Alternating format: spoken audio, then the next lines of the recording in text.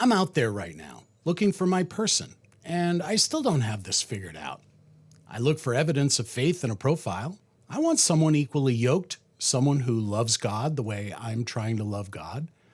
And when I find her, she says faith is important to her. Well, I discover there are really only two kinds of Christian women in the dating world. The first has a firm biblical standard. She knows what she believes. She's decided to wait. She states it clearly before things get complicated. Totally respect that. I don't want to be her temptation. I don't want to be the reason she has to choose between me and her faith. But I haven't found a way to be authentically myself in a relationship that doesn't include physical intimacy. And I'm not sure I know how. The second kind of woman has faith more like my own, still trying to figure it out, still finding the balance between who she is and who she's becoming in Christ. And the intimacy arrives naturally before either of us has had the conversation we probably should have had first, and neither road is very clean. Here's what nobody told me about dating as a Christian in 2026.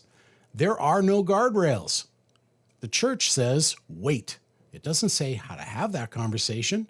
It doesn't say when to have it. It doesn't say what to do when you're already past it. It doesn't say how to navigate attraction with someone who loves God but hasn't figured out what that means for her physically yet. And it definitely doesn't say what to do when you're a man whose natural nature keeps running ahead of his theology.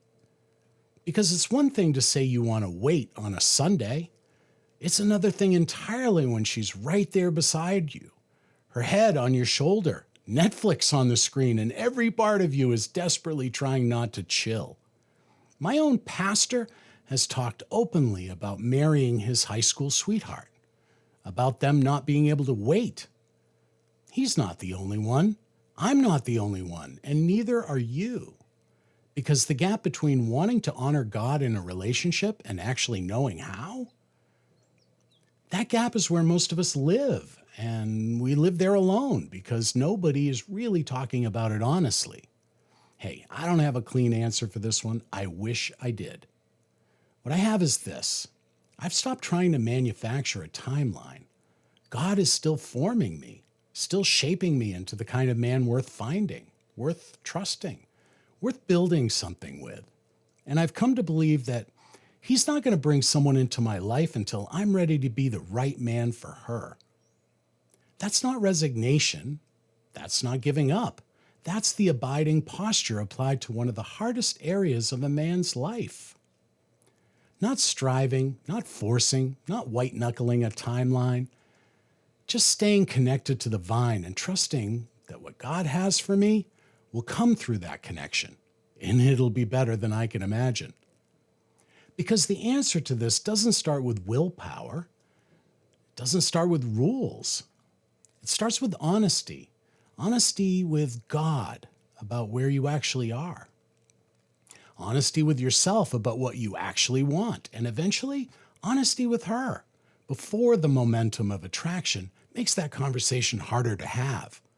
I'm still working on that. If you are too, you're not alone in it. And by the end of this week, I'm going to show you the only thing that's actually moved the needle for me.